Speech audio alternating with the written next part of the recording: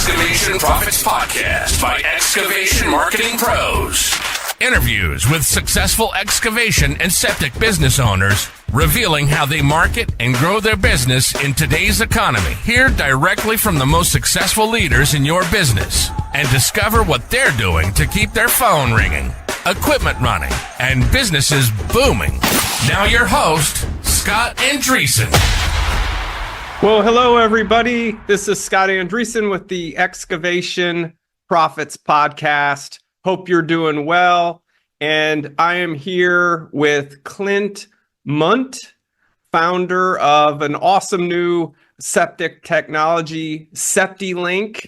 And he's going to be chatting with us on the podcast today. How are you doing, Clint? I'm doing well, Scott. Thanks for having me.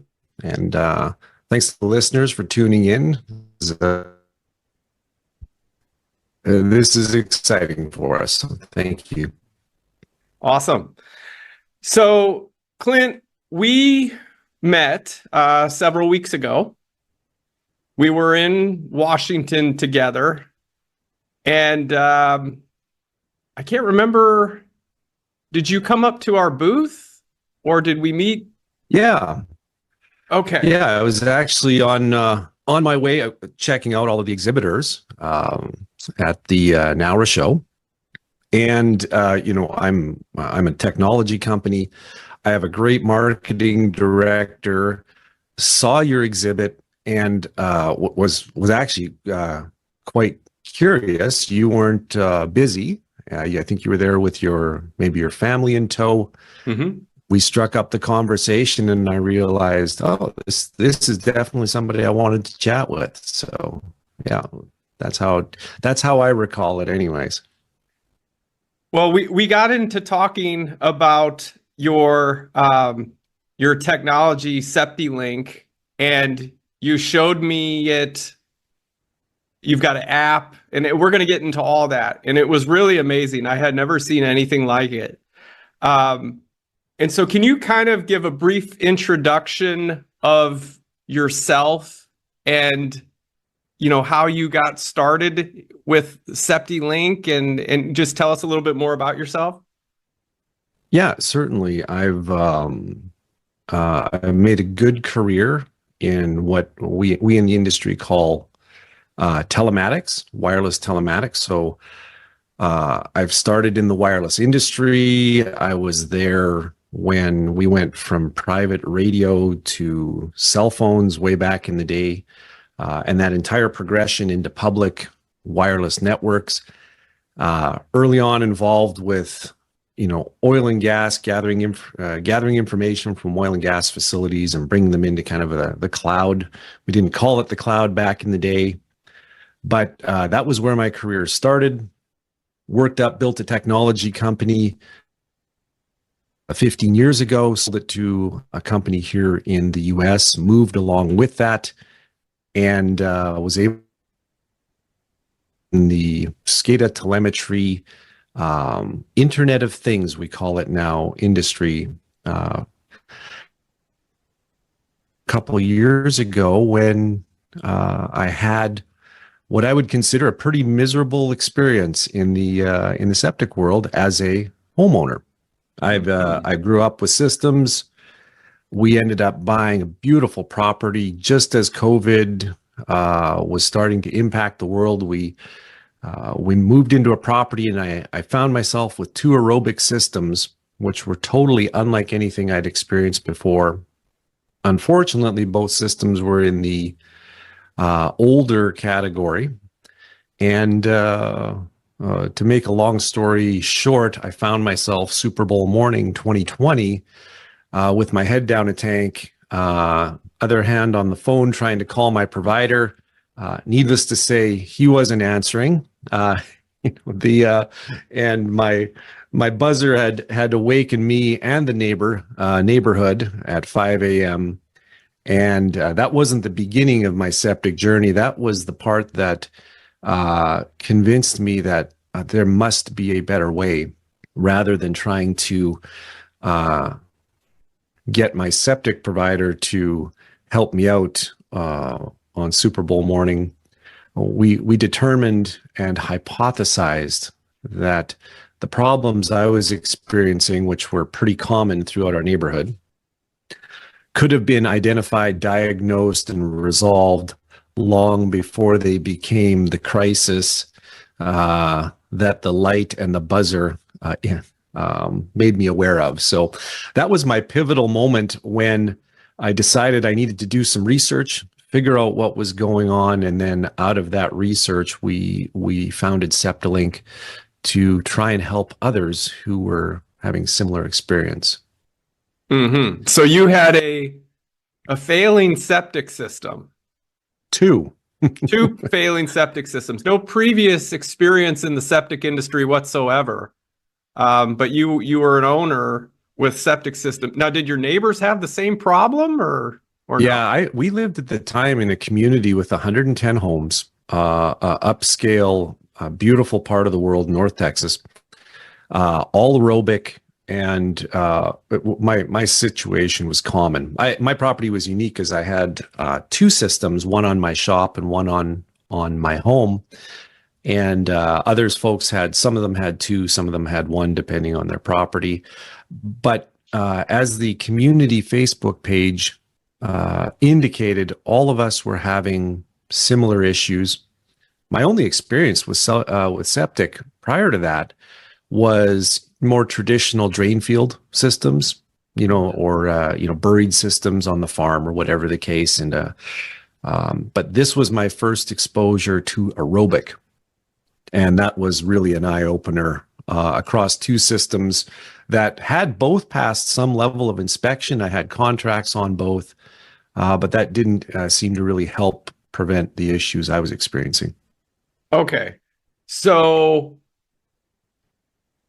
the system goes bad and you identified that there's something that could have been done before getting to this point of me having my head in a septic tank on Super Bowl Sunday.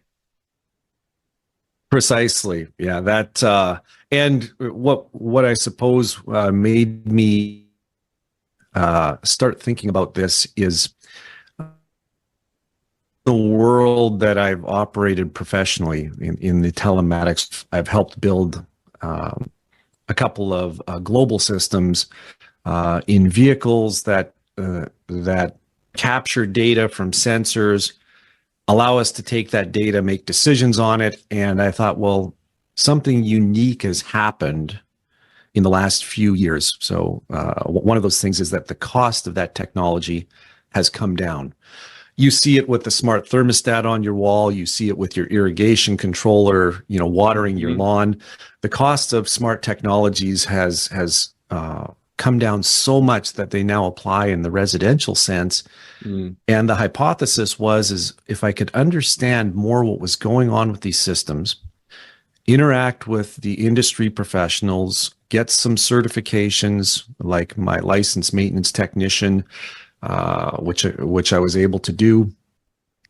We hypothesized, and as we discovered later after our research, we were correct. The root of 80% of the problems, common problems, are occurring and observable long before it becomes crisis or catastrophic, which is usually about the time that the buzzer or light comes on, or in some cases, in fact, many cases, the problems are occurring and they're going undetected, until pump failure or something like that occurs.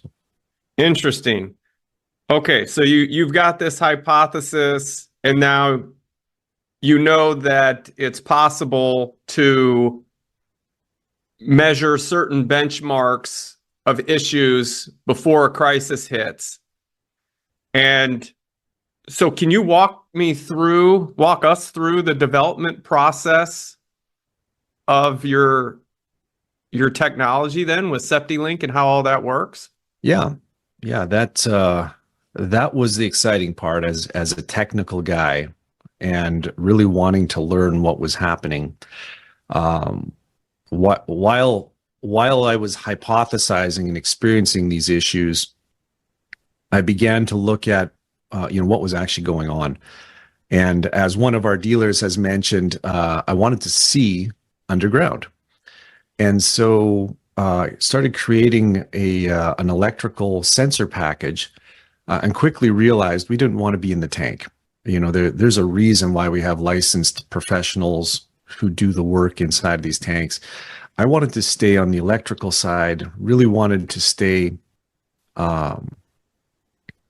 working on a product, a set of sensors that would be outside of the tank, easy to install, easy to maintain, and provide the information that we needed. So I started developing really a control box that would replace the existing controller. That evolved later into a simple system we commercially call the SL5, which is just a retrofit. That retrofit goes in front of the controller, so it doesn't touch the septic system at all, but it detects everything through the current flowing through it to the septic system. We're able to determine, is the aerator functioning properly? Is the pump running? How long is it running? Is it laboring? Is it starving? Is it actually starting to deteriorate? All of these type of things we're able to determine by not actually putting any new sensors on the system, but rather just in a small enclosure beside the existing system. So that's what I started developing. Alongside the hardware, we also started working on the cloud software piece. I have a couple of developers that have worked with me for years, and we put together this cloud software piece. So what we're doing is we're really gathering sensor information, sending it up to the cloud, analyzing it, figuring out if we're getting outside of the operational parameters of the system. Mm-hmm. If we are, then we will send notifications and provide those notifications to the key stakeholder, either the homeowner or the septic professional, giving them all of the current status as well as the historical status, and some tools that then allow them to bring their expertise and get the system repaired. So that's the complete end-to-end, but we started working on the hardware, the cloud, the software, the mobile app, bringing that all together into the complete Septilink remote process monitoring system that we've just recently commercialized. That's awesome. So and I was under the impression, I thought it would be inside the tank, but you don't need your technology inside of it. It's outside next to the control box. Yeah, it's really, really simple. We've seen talented technicians drop this system in 20 minutes. It's very simple, straightforward, unintrusive, not in the corrosive environment of the tank. And so you can really go from an archaic system, with technology built in the 60s, to a fully smart Internet of Things based septic system in a few minutes. Cool. So it's measuring data about the septic system, sending it up to the cloud, which has benchmarks of some sort to compare it to. Yeah, I'll give you a really good example if you'd like. Mm-hmm. So even though we work on non-aerobic systems, it's really easy to understand. In an aerobic style system, we've got this aerator. Those aerators operate effectively, typically between 1 psi to say 5 psi, with an optimal being somewhere around 3 psi. So we're monitoring this 24/7. We are capturing the information, and what we see is if we get outside, either we get too low, which say under 1 psi, we're going to flag a low air pressure. If we get above 5 psi, we're going to say too high. And for the septic professionals listening today, they realize if you got your aerator running up that high, it's only a short period of time before it is going to fail catastrophically and need a complete rebuild or replacement. So what we're doing is we're catching before the catastrophic failure. We're sending a text message to the homeowner, updating the maintenance provider, and then showing him that information along with our assessment of what's happening. And then they will determine what needs to be done, an aerator rebuild, or in many cases, say a diffuser replacement, which is usually the high air pressure. So they're gonna take their expertise, combine it with the data, a lot like the technician at the dealership when he's fixing your car. He's going to combine the data he reads from his computer with his expertise, and then they're going to fix it. So half of that happens today. The half that has the septic professional who knows his business, who knows how to repair things. Well, now we give him this elaborate set of data, including the complete historical piece leading up to it. And that makes for something that we call, and this is the real kicker for us, the part that we love. You go from a reactive maintenance model to a proactive maintenance model. Proactive meaning long before it becomes catastrophic, we can get a professional out there or the self-maintaining homeowner to take care of the problem. Wow. So that's pretty cool. It will notify the homeowner and the septic pro of the issue. Yeah, we really become. Go ahead. Sorry. No, I'm sorry. Go ahead. Well, at which point the septic professional could choose to call if they have a maintenance agreement with the homeowner. They could choose to call, say, "Hey, this is out of alignment. We'll be out there to come help you fix it," and so on. Yeah, you've hit the nail on the head, Scott. We actually provide the sales function to the septic professional. And what I mean is, just like your automobile, that check engine light comes on, nobody has to convince you something needs to be done, right? You're going to go into the dealership, he's going to plug it, he's going to tell you what he needs. And we do that same function. When that homeowner gets the message that says, "Hey, you've got low air pressure," the sales portion is largely done.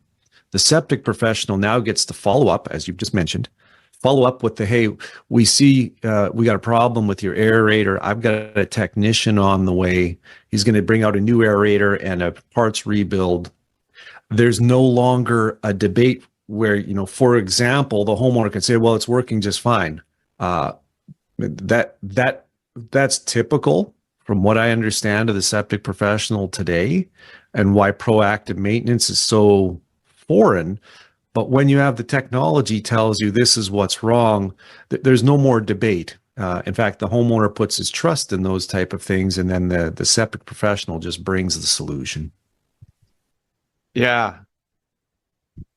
That's pretty amazing. Even for a business model for septic as well, for all the septic contractors doing maintenance plans, I could totally see them charging a subscription for this, that when they install the septic system, this goes right along with it. And, they get the app, they get the maintenance plan, everything. And it could create monthly residual income for the septic pro as well. My head's kind of spinning on this. I love it. Yeah, no, you're absolutely right. And I put myself I'm a better homeowner than a septic pro. Even though I've got my my technician's license, I continue to think as a homeowner. And here's the challenge. I don't know how to really figure out who's a good septic pro and who's just not. If you're not skilled in the art, if you don't understand your septic system. So as the homeowner, I look at this, and now I've got an objective, an objective tool that's giving me indication of important things. I may not even understand them, but that objective tool with a qualified professional changes my current level of Super Bowl morning anxiety to peace of mind, right? When that text message that I, as a homeowner, get that says, hey, Clint, you've got low air pressure. And by the way, your septic professional has already been notified. That is something that is not, you can't purchase that today. You can't experience that. So we set out to do simply that. And that leads into the people we want to partner with, our dealers who recognize and want to monetize that, just as you've described. The customer having a level of experience, of that level of peace of mind, is our technology combined with a dealer who will take that and bring that experience to the customer. That equals recurring residual revenue with a high value to everybody involved. Wins for everybody. Yeah, that's pretty amazing. And so, like, if you've got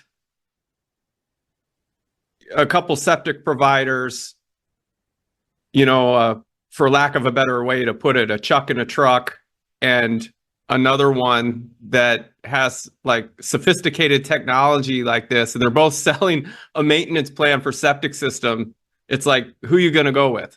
Like, this gives you the undeniable proof of what's going on with your maintenance plan. I love it. So who is the ideal market for this then? So we have two different distinct approaches to the market. So we have two different sets of customers. Our primary set of customers is the septic professional interested in differentiating his business and providing this ultra high level of service, premium peace of mind. Not that this service is for the premium customer, but for the septic professional, quite frankly, who has to fight with, lower cost, lower skilled, less professional, we want to work with the guys who are talented, who invest in their people, invest in their tools, and are willing to provide this premium service. That's our primary customer, because we don't do field maintenance. We're not a septic maintenance company. We're a technology provider. We're the monitoring. Right. Our second customer base is there. We realize there's a lot of people across North America. They call me routinely. They don't have a septic professional currently. They might have a cabin by the lake. Right. Or they might have a couple of Airbnbs on the coast. And these folks are in a world of hurt if they have septics, as particularly short-term vacation folks. We needed a channel to be able to reach them. So in 2025, our intention is to provide a direct channel to the consumer, still focusing, bringing them to our Septilink dealer channel, right? We know there's some self-maintaining customers, but ultimately we want everyone who can benefit from this technology to have it. And then secondarily, we want to push our end customers, the septic system owners, to our channel, knowing that our channel shares our values in a high level of customer service and value. So that's our market is really the septic professional and the self-maintaining end user, and trying to harmonize those two worlds so that both of those markets can be serviced. Yeah. What makes this Septilink different from other monitoring tools that are on the market? Yeah, great question. So long before I ventured down the path of building this, I ventured down the path of trying to buy this. And my journey led me to technologies that would extend my buzzer and light. We call those alarming type technologies. That that I determined very quickly was based on technologies that I was installing at the beginning of my career 30 years ago. Where something catastrophic happens, and I can send you dial you. We know them as dialers in the industry. I can dial you up, or I can send you a text message. That's predominantly what we found was available at quasi-residential price levels. Mm-hmm. Of course, I could go out and buy a full-blown SCADA system like any major utility would run, and then I'm talking six figures or greater. Mm. And then there was the science project stuff. I could go buy some stuff off Amazon and put some Wi-Fi connectivity in and do some home automation stuff, which can be a lot of fun, but it's not commercially scalable. And when the customer changes his internet service provider or his his Wi-Fi hotspot password, we don't want the system going off. So I call that stuff. That's the two ends of the spectrum. I got low-cost Chinese-built automation equipment, and then full-blown SCADA. And there was nothing really in the middle that offered a smart, Internet of Things experience. So that's why we decided to build it. Yeah, that's amazing. So where are you at with this as far as like a user base? What kind of feedback have you gotten from users and stuff like that? So we've got 30 sites deployed across North America, the vast majority in Texas. And then we put in a couple in some remote markets from some who were interested. But 30 units for the last year. My original 2 prototypes have been running for nearly 2 years.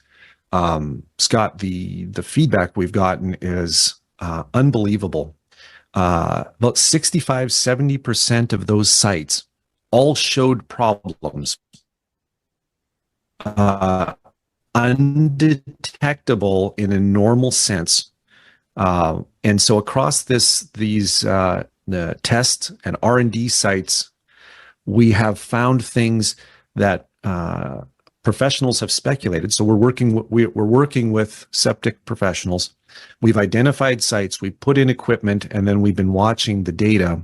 And no sooner we got these sites in, we started to see things like, I'll give you a few examples. A leaking toilet that ended up becoming a multi-$1,000 water bill on behalf of the customer that we detected 1 hour in. But we detected it 1 hour in. We put it on the radar that, hey, we're seeing something here that we're in research. Nobody's seen this data before. We're seeing something that doesn't look right. It's outside of the normal operating parameters. Mm-hmm. It took us several days to find the homeowner.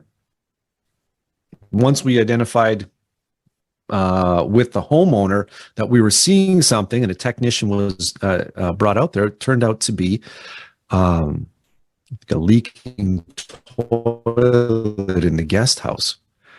And the catastrophic effects, this never turned into a light. This never turned into a buzzer. This was driving the pump running more often. It was a drip field system, so there was nothing evident on the surface. The yard was turning into a swamp as a result of flowing all this water. The water bill was going up. And this was just one example where 1 hour into a multi-day event that would have ended up with a flooded yard, probably a destroyed drip field, a large water bill, a failed pump, whatever else would come along with that, we identified 1 hour in. This has been happening for the last year, over and over again across all different kinds of problems. An aerator problem that we were able to avoid a catastrophic, and we could identify the deterioration over a month. And the aerator would have ended up in catastrophic failure. Turns out it was simply the diffuser. So the homeowner or the system owner got a relatively inexpensive repair versus the catastrophic replacement repair. And I could go on for a very long period of time as we continue to discover all of these things, and they very rarely ever reach the point where the buzzer and light goes off. So the opportunities to monetize an improperly working system before it becomes catastrophic have become evident. I think 80% of our sites experience this. Well, that's cool that you have that feedback, because I'm thinking as the septic professional that they could use those case studies. That, when they're trying to offer this to their end user, to have case studies like that this would have cost, X thousands of dollars, but became just a minimal repair thanks due to the Septilink system. It's giving that information to prevent costly repairs. So that's pretty cool. Well, it's pretty cool from the homeowner perspective, and it's really cool when I realize my septic professional isn't trying to is interested in saving me money. I'm willing to pay for that high value service if I'm avoiding the catastrophic. It's really no different. I go change my oil. Do I like to have to spend that? Well, not particularly, but better than the blown engine. So I'm already conditioned. Periodic maintenance, periodic effective maintenance for the overall long-term health of my system is a better approach. My septic professional representing those same values is something that gives me that peace of mind. So yeah, you've hit the nail on the head, I think, with regard to that. Yeah, it gives transparency to the homeowner that the septic system is being monitored, it's being maintained. What would a septic professional charge for something like this to the end user? Well, we suggest that the price of the hardware is manufacturer suggested retail price is $499. Mm-hmm. We strongly felt that you could spend multiple thousands of dollars and buy similar equipment that's much more complex and all of this, but we really believed that this equipment should be affordable for everybody with a residential septic system. So we've suggested a retail price of $500. We offer the dealers discounts. So if you become a Septilink dealer, we will provide you a discount so that you can purchase and make some money off selling the product, obviously. And then the dealer would be responsible for the installation. As mentioned, the installation is quite simple, but where we find there's some additional opportunity is if the homeowner is interested in 24/7 monitoring. There's a lot of septic systems, even ones that are quote unquote well maintained, that when you put our system in, if that system is not operating to factory spec, we pick it up right away. So that if you're adding this system, they might need some repairs to bring that system up to spec.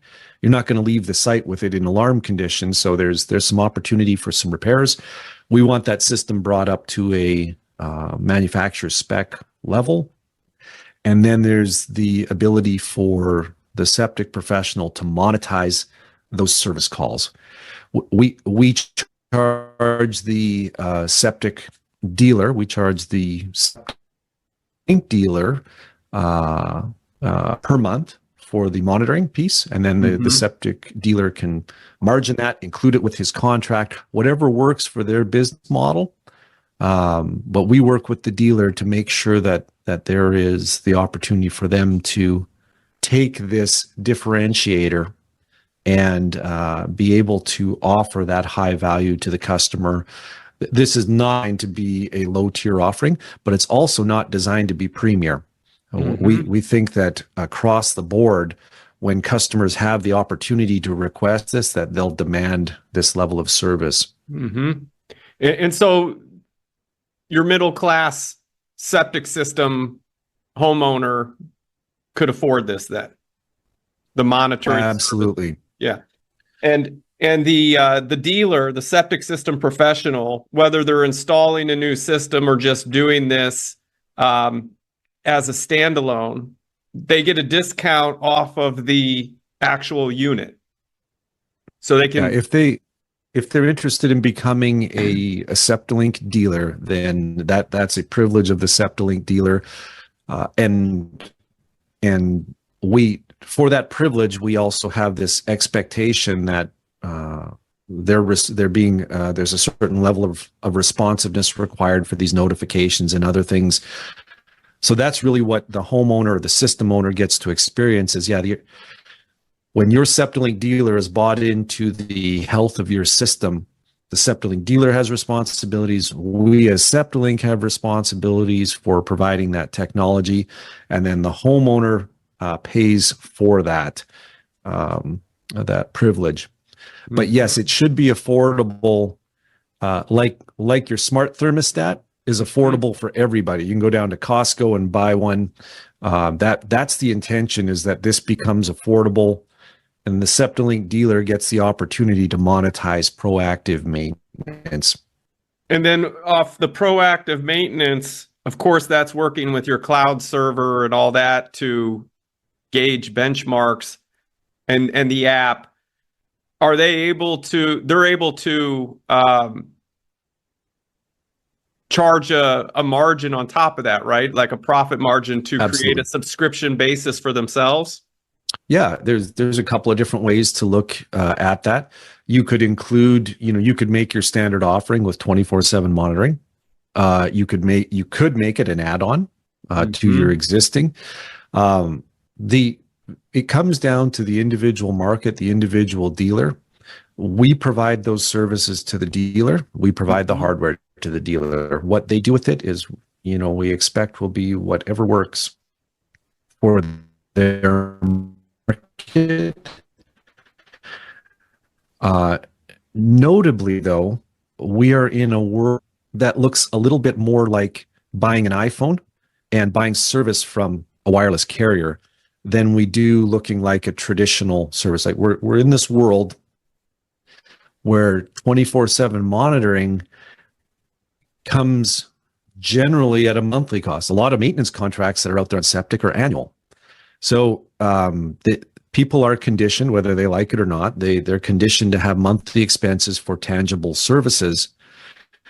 It's always been a little difficult in my mind as the homeowner. The annual contract looks more like a tax or more like an insurance policy, whereas a monthly subscription looks more like I'm getting something very tangible and I'm paying every month for it, and it doesn't expire. It just continues on perpetually, just like if I get a security, if I get a service with a security company at my home, I'm not buying that annually typically. So it's a different mindset of the end consumer when we go to this idea that I'm trading some dollars every month for a high value service versus what we would call a maintenance contract today, which I think is perfectly fine. But how those two harmonize, I work with the dealers to figure out what makes sense for them. What would the monthly monitoring fee be for the homeowner on this typically?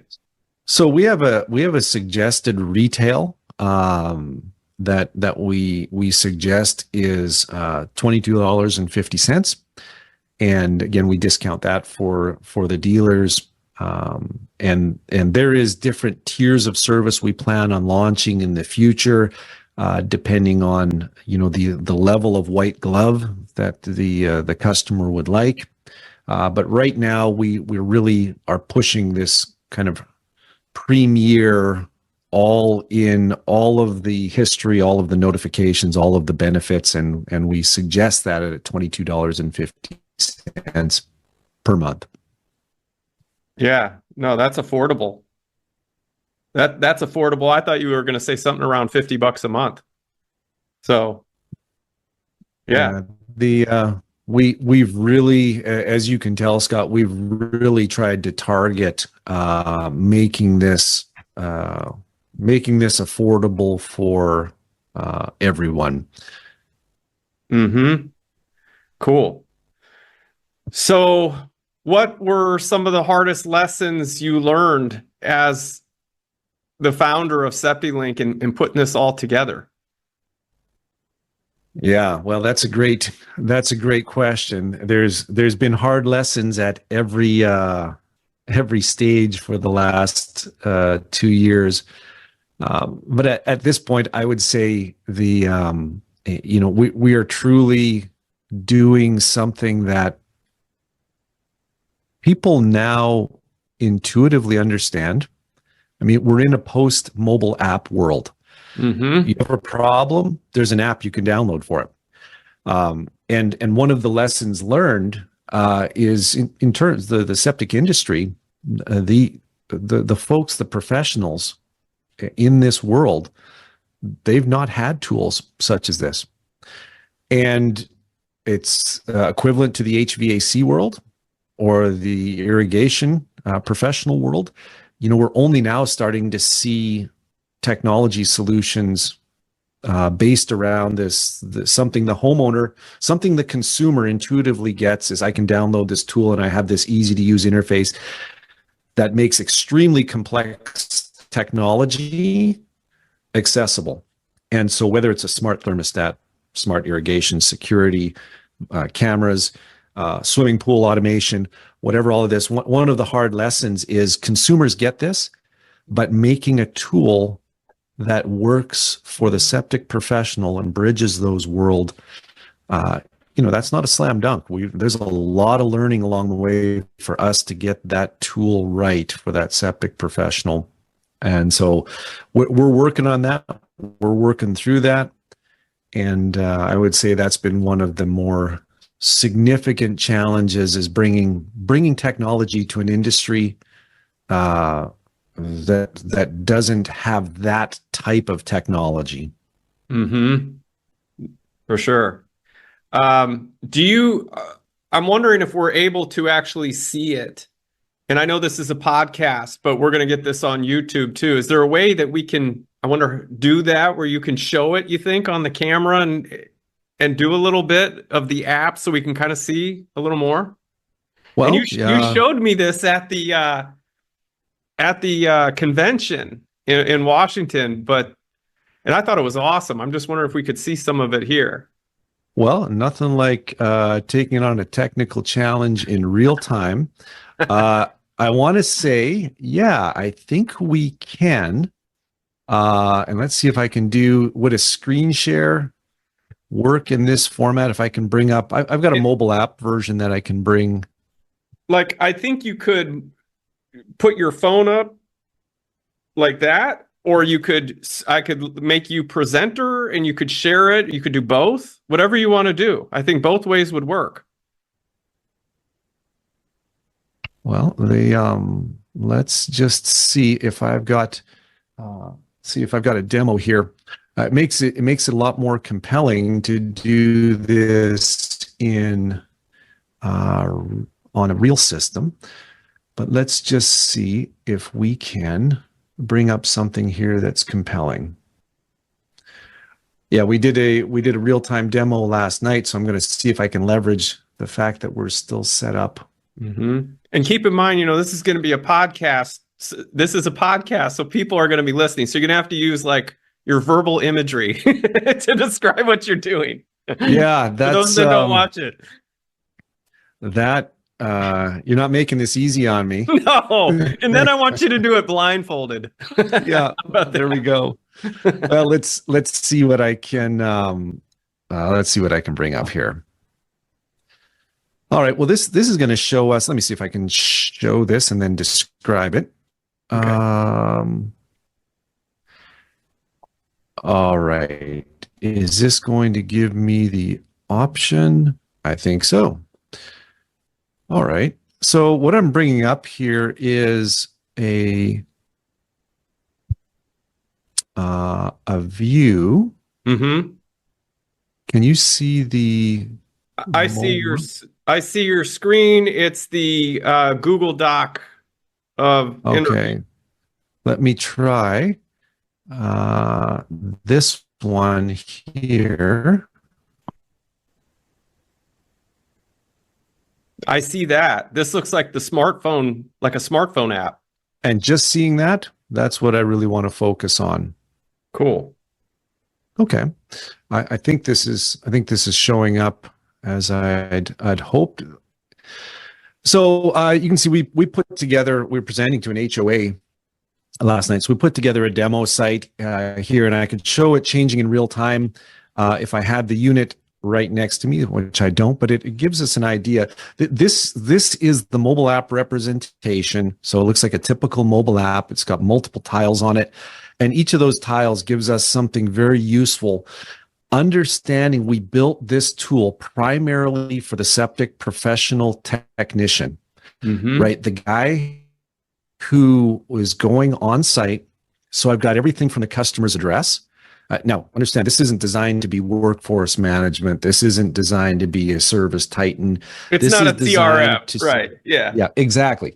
This is, hey, I'm going out to this site. I can click my my little map icon here. It's going to route me directly to the system. And just note that this icon is the actual GPS location being broadcast in real time from the unit.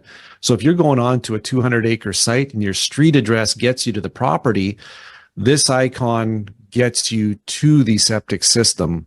Wow. Very useful. We can hit the telephone icon to call the customer, or the SMS, and I can give them a heads up I'm on my way. Tells me my model. Tells me that the system's in site power fail. After we did the demo last night, we pulled the plug on it. The pump tile shows if the pump ran and if it ran during its scheduled time. And I'll show you one that I'll show you another demo location that you can see here that the pump ran 22 minutes at exactly midnight till 12:22, one cycle in the last 24 hours. This is a perfectly functional system. The aerator's at 3.53 PSI. My current power draw is 1.42 amps. The cabinet door is closed, which is great. We don't want that open. We don't want people tampering with it. And then I've got, kind of this recognized communication package is monitored.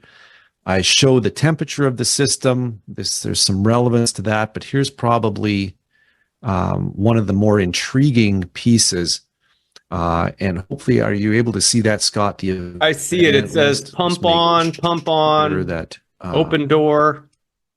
Yeah, this is something that is just not really available anywhere else. We are capturing the history leading up to the current status that we were just looking at. We can go back for a couple of months looking at exactly how the pump is run, the pump duration. So the pump cycles and duration tell us a lot about the health of the system. Again, this might be a lot for folks to comprehend because we all know that how relevant this is, but being able to actually see the history of this thing throughout the last several months, and of course we capture the information for the duration, the life of the system, and then looking at anything that's perhaps like this high level event. There's a little bit of water intrusion when it rains heavy on the system, so we'll trigger these high level events at a time when you would not expect. You can see the system went into override and ran that high level off for 22 minutes. Another site power fail, door open when we were there doing some maintenance on it. So if you're under maintenance contract and your customers say, "Hey, well, I never saw you there," you got electronic record that you were not only there, you opened up the system, you ran all of these tests. So this historical audit gives you everything that you would need to proactively diagnose the system and understand what normal and not or abnormal behavior is. I would just, not to cut you off, this is great, but from like a commercial septic sales perspective, like if you were going to sell a septic system to like a resort or something like that, using this as a sales tool, that when when we install the system, you're going to have all these diagnostics and everything like that. It would serve that purpose as well, right? Yeah. From the moment we introduced this concept commercial at Texas Show last March, we have been swamped with requests for industrial commercial applications. And that's on our radar to build. So what keeps this thing so cost effective? It's designed for one pump, designed for one electrical circuit. Okay. So one pump, one aerator, and it's bundled and very cost effective. When we go into the more industrial applications, there's a lot less of them, but it's a you might have like the RV park I was visiting the other day. It has 8 pumps, 8 aerators. It's a much more robust system, and it's on our radar for the future. We think there's enough of those to take a closer look at perhaps scaling this hardware into a more industrial focused solution. But right now, our primary focus is on the residential and light industrial, where there's really a one electrical circuit on the system, and that's how you get this information. Cool. Very cool. That was an awesome demo. Thanks for showing that. That makes everything very clear. Nice. So what is the vision for the future of Septilink and this technology you got? Well, the vision for the future is to find a way to bring value all across North America. We have focused on Texas because it's close to home. It's where we've done our research and development. We're in Oklahoma next week to start working there, and our intention is to get into full commercial operations January 1.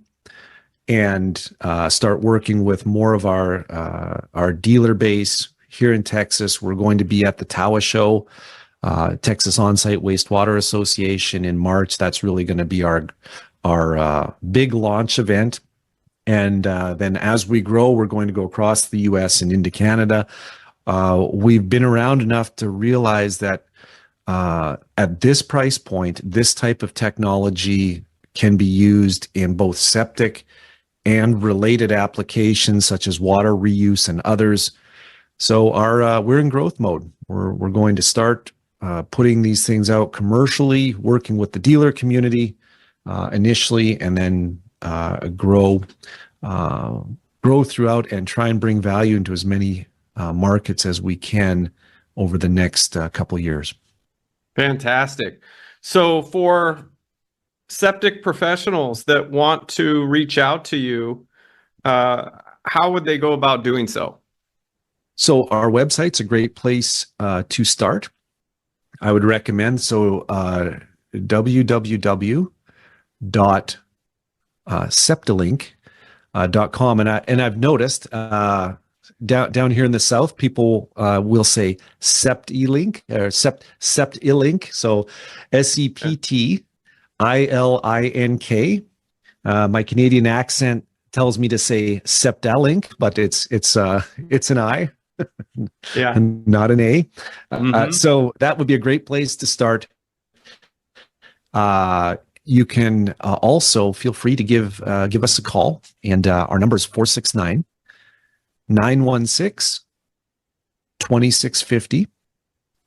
Mm-hmm. I'd be happy to talk with anybody who's interested or feels that they have a play in their market and feels well aligned with our customer-centric focus.